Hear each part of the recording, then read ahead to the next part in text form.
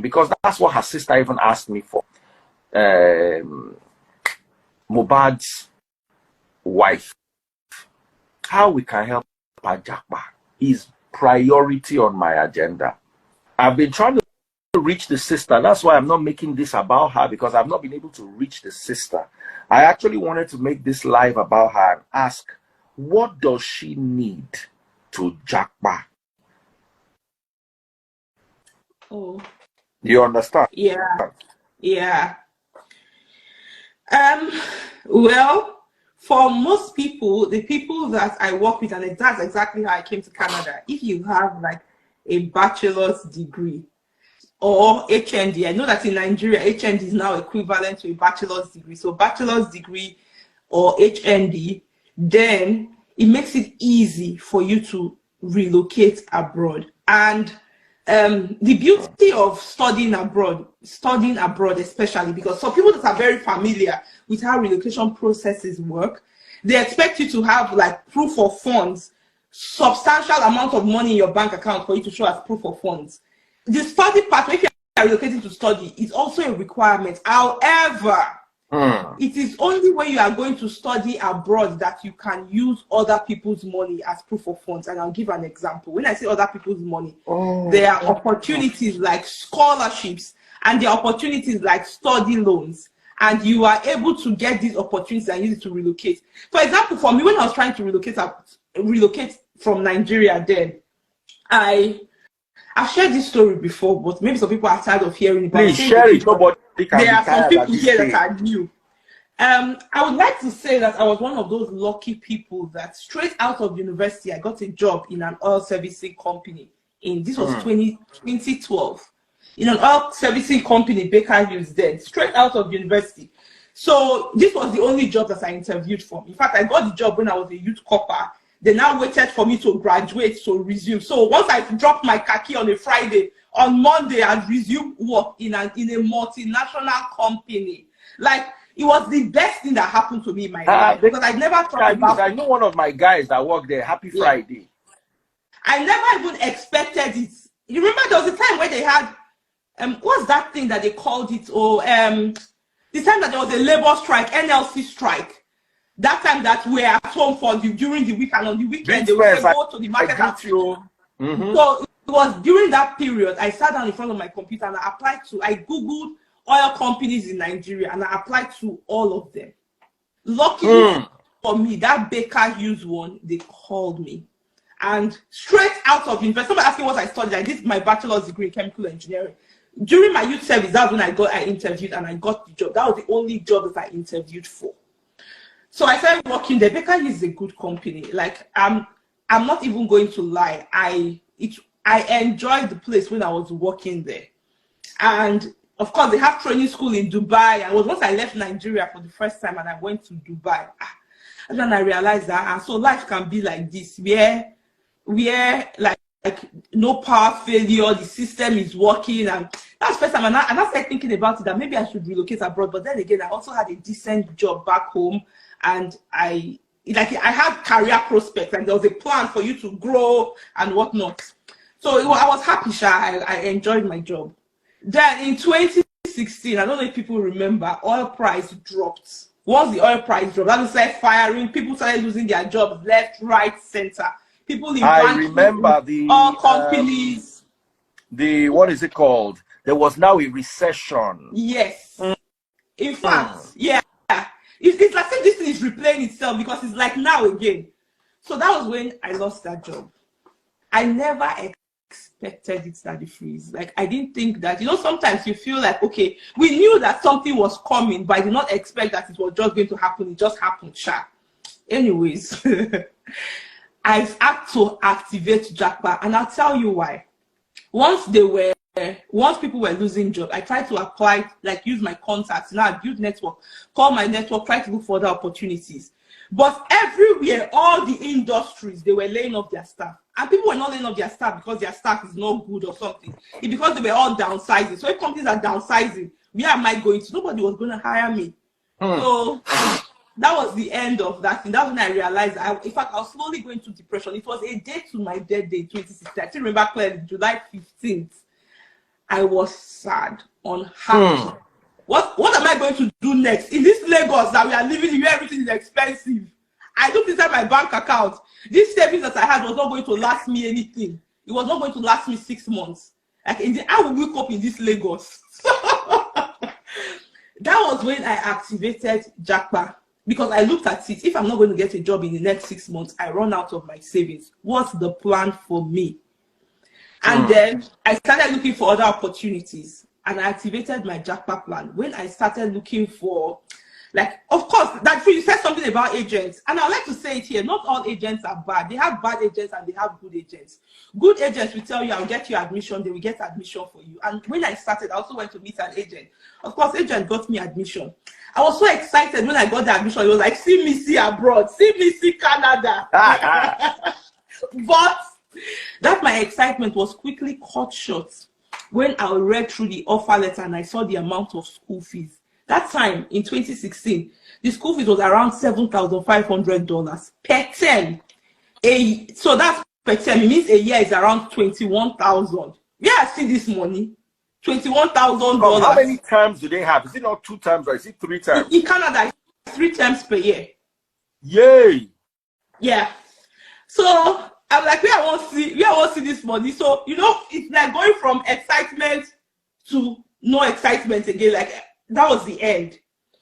Then there's something that struck me. I remember that when I was in Uniben, then I had a lot of my friends after school that went abroad to do masters. For many of them, I knew their financial position. So I know that it's not this money that they are saying you used to pay school fees. Many of them did not have it. How did they now do it? Yeah, so I contacted some people and they're like, yeah, they got scholarships. I'm like, okay, so it's possible to get scholarships. So I had already packed that aside that it's possible to get scholarship. I have admission, I couldn't claim it. I needed to start looking for scholarship. And of course, I'm like, okay, if it's scholarship, let's be applying. And I know how to do things. I'm a doer. Let's be applying for this scholarship. Set to apply for scholarship. I was getting rejection left, right, center. What's going on here? Why are they rejecting me like this? Then one day, I contacted somebody to help me review my application documents. And the person looked at my statement of purpose, and it's one of the documents used to apply. And the person was like, this your statement of purpose looks like a Facebook post. Is this for Facebook? That's when I realized that, okay, I've been wasting my time here. Wasting my time and wasting the other people's time too, like the admissions committee's time. Then one day I also was listening to one of those things on Facebook where they said that, you know, it was a business training stuff, and they're like, yeah, you need to be able to market yourself to your customers so that they can buy what you are selling. So I thought about it. Okay, if I have this my degree and I want to sell these people this my degree, I have to market this my certificate and my degree in such a way that these people will want to invest in me for them to give me scholarship. Once I thought about that, I now began to do my applications in a different way with a different mindset. And all I was looking for was just 1 year. I just needed somebody to say yes to me. And University of Waterloo came calling. I will forever be grateful for that day that that offer came. It was unbelievable. So I was able to relocate to Canada with my 2-year-old. And that my 2-year-old is now 9. He's 9 years. He turned 9 in August. So, in fact, that relocation, after we came to Canada, that's another story for another day. But yeah, so basically, the scholarships are possible. And the beauty of relocating abroad using like scholarships or other forms of funding or even like study loans, because the organizations that give international students study loans, is that it allows you to, it creates a level ground for everybody. In those days, it's only people that their parents are very wealthy, or people that their husbands are very rich, or even people that they are very rich themselves that will be able to go and study abroad. Like you must hold your side very well. But these days, because of scholarships, it has created a level ground for everybody where people that are able to diligently apply and continue to push to do the work and outcompete the competition You must be ready to outcompete the competition. Then you'll be successful. This is what I tell everybody. And you know, one thing, because I've met a lot of people, especially people that study biochemistry and microbiology, these people, they complain a lot. And I cannot blame them because I understand their complaints. Many of them get out of school and they're not able to get a job in their field. Especially those people that study microbiology and biochemistry. They are the people that are always in my DM complaining how they cannot get a job. And I understand their frustration. Why? Because, of course, where they live, there's a lot of unemployment, right? So it's living in a place that allows the youth to be able to thrive. To be able to thrive, it's a place where people want to be, because you just don't want to exist. You don't continue to live from hand to mouth, not knowing what's next for you. So it's living in a country with a system that works gives people, or it gives you, the opportunity to thrive and to live well. And this is what having a system does. And this is the opportunity that Japa gives to people. And I've seen so many people, so many families, like it's like their life has changed, their stories have changed, opportunities that they never thought that they would have ever had in their current situation, as they now have all of these opportunities. So this is what I tell people, and this is the message that I preach, right? So yeah, somebody saying if you're in your 40s, that the freaks, they are fighting in the comment section. What's going on here? Leave them. I'm trying to look at it through another phone. Ignore them. Let me turn off. I wish I can leave only Big Spence. Only Big Spence has sense today. All of you are, listen, you see, my problem with Nigerians is between when Zino came the last time and now, some people don't Japa. You still they cry. Oh, Nigeria is bad. What if Mohbad was abroad? This would not have happened to him. One day, they are telling you of how to go to the abroad. You are saying, what if? Nobody will really worry you. They are saying, this is how. Listen, she knows how to do it. Of course, at the end of the day, I always like to give disclaimer, because that's how some people come. They will not get their paper. You see, if you notice, they did not talk about WAEC. If you get WAEC results, Zino, can you help with WAEC results? No, so there are other people that can help people that have WAEC results, but me, I don't work with people that have WAEC results. You must have a bachelor's degree or HND, minimum. Bachelor's degree or HND. Yes. Zino is not for those that they sent to school and decided to go and be cutting class and did not finish university. There are people who can help dropouts and those who did not have the opportunity to fund or finish their education. But today, if you are a dropout, just drop out of this life. It's not for you. If you are a dropout, no vex. And also, because I remember one situation, one guy where they do car wash, and I saw into one Japa in Congo look for Zino. He no. You see, when you hear Japa, all of you they watch, you where they fry akara for roadside, you get degree for akara frying from your mama where they said the akara before you.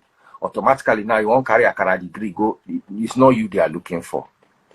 They are specifically looking for those of you who have at least a qualification, at least, be it bachelors of arts, bachelors of science, HND, not OND, not teacher training college, HND, minimum. At least you go school, you come out. So please, I'm going to open up the comment section just in case you have questions, because this is the best time to actually think. There are 1,600 people watching us live right now. And there's no better time to actually reevaluate why you are staying in Nigeria than when $1 is 1,000 naira. Let me break it down to you here. I walk into McDonald's and I spend £20 burger, and drinks for me and my wife. About what we spend in Nando's when we go to Nando's. That's 20K. Yeah. 20,000 naira. Sorry, 22,000 naira, because pound is more expensive than dollar. Yeah. It is 22K to you living in Nigeria. It is still 20 pounds to those living abroad. Anytime in my family now, they say we should donate money. If they say everybody should donate 30,000, my sisters are happy, because 30,000 is nothing to them abroad. Yeah. They just, so one day I just did it for all my abroadarian family members. I say, hey, right now we measure it. I calculated one formula. I forgot how I said percentage. You should do it percentage. In percentage. Baba, abroad people change that for me. I say, it's okay. Go and bring the money. You go in dollars and pounds. So this is that year when you should be earning in dollars and pounds. If you can earn in dollars and pounds in Nigeria from abroad, you're good, bro. Yeah. But you where they work for secretariat, they're not gonna pay you dollar.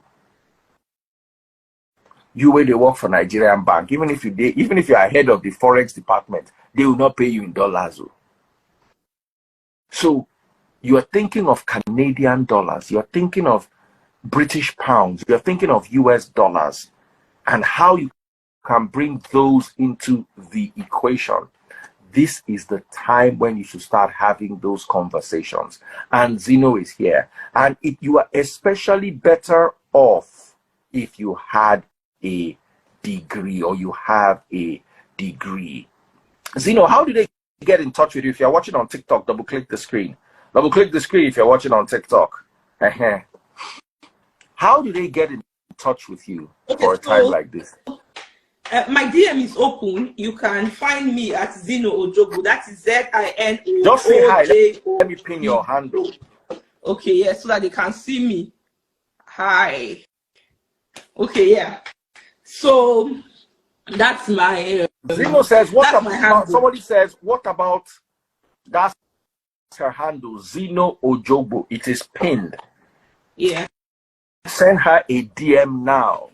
Somebody said, "What about diploma in nursing?" Let's talk about that. So diploma in nursing, is it like a 2-year program? Is it a 3-year program? I know that this nursing, they have different kind of degrees, but the people that I'll be able to work with are people that have bachelors in nursing, because I know that they have people with bachelor's degree in nursing. So people that have bachelors in nursing. There are other pathways for people with different kind of nursing degrees to relocate. But I don't have experience in those pathways. But if anybody that has a bachelor's degree in nursing, they can do their master's or their PhD abroad on scholarships. So what Zino is trying to sell to you is a scholarship to take you abroad. Yeah. Not Japa. How you can apply to Canadian universities and get a scholarship that will pay you to go to school. This one not be for artists. This one not be for those people who want to run. No. You are going abroad with the view to further your education. Now your route, now your road, now your bush path where you want to enter the abroad be that. You are jackpying through furthering education. We get people this night to 1,621 people. Yeah. Yeah. So a lot of people are asking about OND. What is your take on that? Okay. So let me quickly explain how these scholarship opportunities and other, so their scholarships, they have other funding opportunities. Let me explain how it works. And this is the reason why, like OND is not equivalent to a bachelor's degree or even HND. So these opportunities that I'm talking about will not work for them. So let me explain how it works. Like for me, as a PhD candidate, I'm a PhD candidate at the University of Waterloo. I'm doing my PhD in chemical engineering. My research is on biopolymers. Now, I am working with a professor. doing my research under his supervision. So he provides a lab where I do my work. My research is fully experimental. He provides all the materials. I go, I do the research, do the findings. I write a paper, we publish it, my name and his name will go on the paper. In the process, as I'm doing this research, I get a thesis. Now, because I am working for this professor, he pays me from his research grants. So he has research grants, and from his research grants, he pays me. And from the money he pays me, I pay my tuition fee out of that money, and the remaining one, I have it as living expense. So this is how it works. This opportunity I talked about is not available for undergraduates. Another opportunity that people can have is to work as a research assistant. That's what I just described, as a teaching assistant or a graduate assistant. It means that you are filling different roles in the university. These universities are broad, they cannot function without graduate students because they need them to fill specific roles, graduate assistantships, and working in admin roles in the library, working in the hostels, you know, those administrative roles. They need them to work there. They also need them as teaching assistants to support a professor that teaches a class, maybe with marking, with invigilating exams. So they use graduate students for these things. And for some of them, especially in schools like in the US, for example, if you get a graduate assistantship or a teaching assistantship position, you probably get like a tuition waiver where you don't have to pay tuition. Then they pay you monthly stipends as well because you are working. So this is how these funding opportunities come about. So these opportunities are only available for people that are doing masters and PhD. And for you to get into a master's or a PhD program, you need a bachelor's degree. So this is why I'm only talking to people that have a minimum of a bachelor's degree. So I hope I've been able to explain it. Okay. Yeah. Somebody saying talk about when you are 40 years already. There is this lady, she's 52 years. She just came to Canada. She started at school this September. 52 years old. In fact, her motivation to come to Canada is because her first child is in a university in Canada as an undergraduate. Her motivation is that she wants to be close to her children because the younger ones are now upcoming. Very soon they will be like going to university. She wants to be close to her children. At that age, the easiest way for her to be able to relocate to Canada is via the study pathway. So she took it. 52 years old. She got admission, she got her visa, and now she's studying in Canada. And she's close to her son, who is also an undergraduate in Canada too. So yeah, the study pathway is the only relocation pathway that doesn't have age restriction. Unlike other relocation pathways that they'll tell you that your age is a factor. Yeah, in the study pathway is the only pathway that doesn't have age restriction. So yeah, so whatever your age is, you'll find. Some people would say, you know, I have study gap. Even if you have study gap, it works for you. So people are laughing. 52 years. Go and check my post. You see testimonials there. Go and check on my Instagram page. So anybody can go to school, really. Education, there's no age for you to say, yes, at this age, you cannot go to school again because learning is continuous. Now, let us talk about, you get the admission. You go to this school. What next? Because a lot of people are worried about that in Canada. And I have a lot of people who are in the UK. They are graduating next year. They went for their masters. And when they graduate, what next? Are they going to be bundled back home? Okay. That's a very good question. And this is why it's important that we have to be deliberate about the country that we are going to relocate. Again, like what I tell my people is that you need to first of all decide what you are going for. There are some people that all they want to do is just get a degree and go back home, maybe because they have a job waiting for them somewhere, they have a business they want to go and open, or they want to go and manage, so they just want the degree to go back. Good and fine, people are like that. But there's some other people that their intention is to use the studying pathway as a pathway to relocate permanently. That was my goal when I was coming to Canada to study. It was a pathway for me to relocate permanently. Now, I chose Canada because I know that Canada has like different pathways to permanent residence for international students. So for me, once I finished my study, in fact, before I started studying, I had already mapped out my pathway to permanent residence. So I already knew what I was doing. I came to Canada in 2017. In 2019, I became a permanent resident. In 2019. By, when was it? Early this year, right? Yeah, 2023. Yes, early this year, I got my Canadian citizenship. So it was like a 5-year journey for me from international student to Canadian citizen. And you find that if you see the same trend with most international students as well in Canada. They go from international students to PR in like 2 years or 3 years. Somebody's saying that because you got married. Okay, when I became a permanent resident of Canada, I was still married to my Nigerian ex-husband. Okay. Hey. So for these people that are saying, because some people will come and say, yes, you got married to Igbo, that's how you became a permanent resident. I was still, me and my ex-husband, we got our permanent residence together. And I did that when I was still, once I finished my master's degree. So as soon as I like a proposal. So did you go with your ex-husband to? At the freezer, this story is very complicated. It's very, really, really very complicated. But yeah, we came to Canada separately. But you know how relationships are, where you people separate and then you come and you're like, okay, yeah, just work it out, make things work, you can make it work, try. And then we got together and we tried, and at that time we were still navigating our relocation process as well.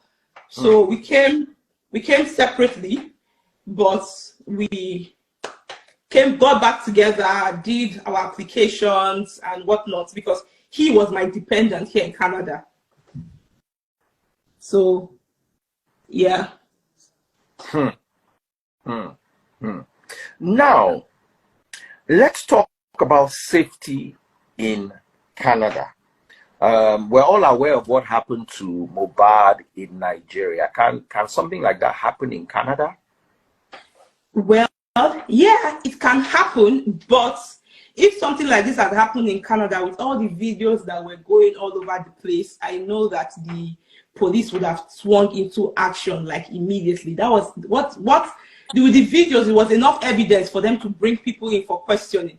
But I saw that in this case, influencers, celebrities, bloggers had to start dragging police, drag this, drag that, before they come and make official case first. Like, it just reminded me of that George Floyd, when it happened to George Floyd. It was the video that circulated on the internet that they used to take action. Based on the video that circulated on the internet, action was taken. And this is what would have happened in Canada too.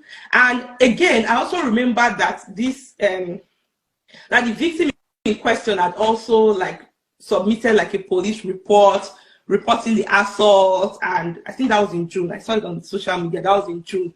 Like, all of these things would have at least ended, because with assault they take it seriously, and the police will come into action and maybe give somebody what's that thing that they call, that you should not come, restraining order. Exactly, like a restraining order or something, that it would have ended it would have put an end to it at that time.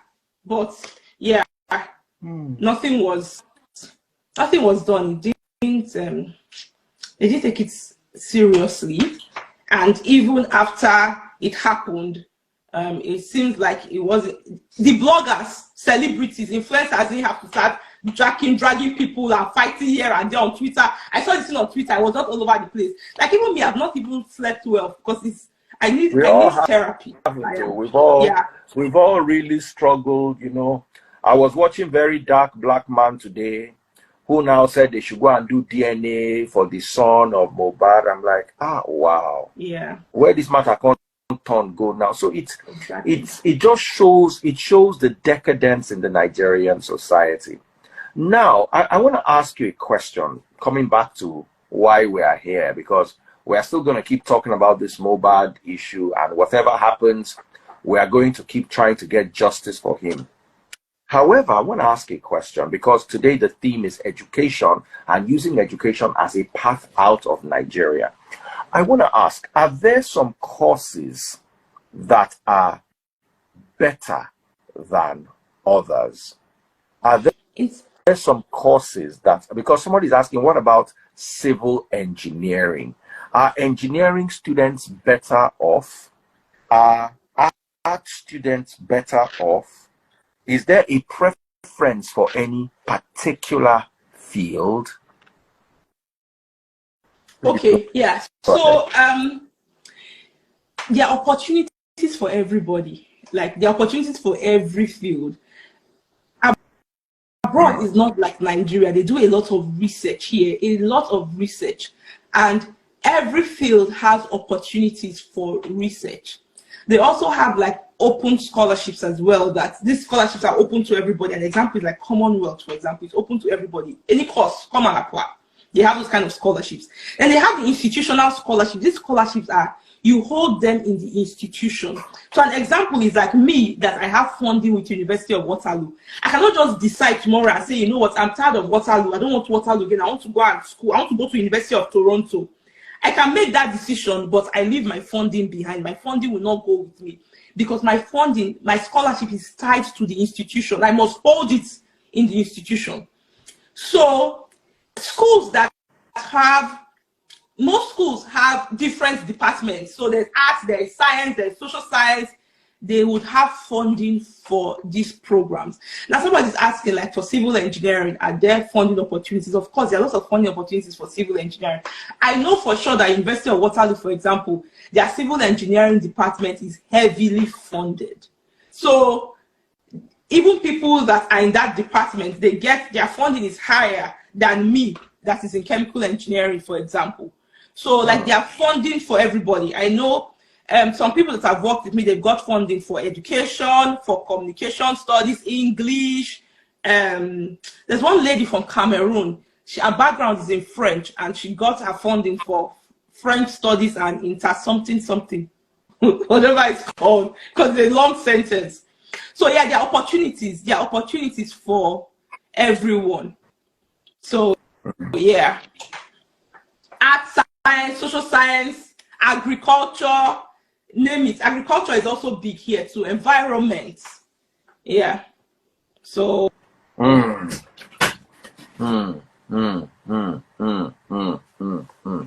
Guys, keep your questions coming. Keep your questions coming. Remember, her handle is at Zino Ojogbo. Z-I-N-O, not like Zinolescu. Z-I-N-O-O-J-O-G-B-O.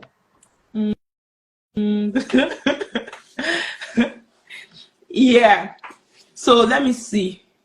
Yeah, somebody's asking for finance. Yeah, there are opportunities for finance. There's one guy from Ghana. Hakim is his name. This guy got all the scholarships. Like the scholarship that this person got, and he has a bachelor's degree in accounting. He's a Ghanaian. He has a bachelor's degree in accounting, and he got like 3 scholarships in Canada, 2 in the US, 1 in Italy, like a lot. When I saw all of his offers, I was wishing that, because you can't take all, at the end of the day, we only take 1. So I was just wishing, like, you know, I wish we could like pass, it was in our power for us to say, okay, you don't want this one, let's give it to this person and let's give it to that person. And this person, his background is in, I think accounting is like social science. Is that not what people are? Accountants, please help me. Yeah, I think it's social science. So I'm just trying to give this example to let us know that there are funding opportunities. Now I'm going to say something here, because so many people will now come to my DM and say, you know, you're the expert, come and do scholarship application for me. So I do not do scholarship applications for anybody. In fact, anybody that wants a scholarship, the applicant has to do their application themselves. Speak to anybody that has secured scholarships anywhere in the world. They'll tell you, you, the applicant, you have to do your scholarship application by yourself, because there's a lot that goes into this application and nobody can do it better than you. If you are looking for somebody that will do your application for you, you are better off going to find a decent agent that will do it for you. But agents cannot apply for scholarships for you. Agents will help you get admission, and then you have to pay your school fees from your bank account, or maybe have somebody to sponsor you and you pay your school fees. So just so that people don't get, because some people come and meet me and say, as you know, you said on that the free live session that you will do scholarship application for us. I'm saying it here again, I do not do scholarship applications for anybody. I will teach you how to do it, provide you with the resources, samples, templates, like the things you need to know, so that you know what good looks like, so that you know exactly what you are doing. Because if you don't know what good looks like, what I see that most people do is that they go on the internet and maybe they're trying to prepare a scholarship essay or a document for their scholarship, and they go on the internet, they just go and copy something from there. In fact, that's an academic offense. Plagiarism, what you have done, is an academic offense. If you have caught, there's somebody that is, he has even gotten to the US on scholarship to do his PhD. You know, it was later, after he even started his program, they now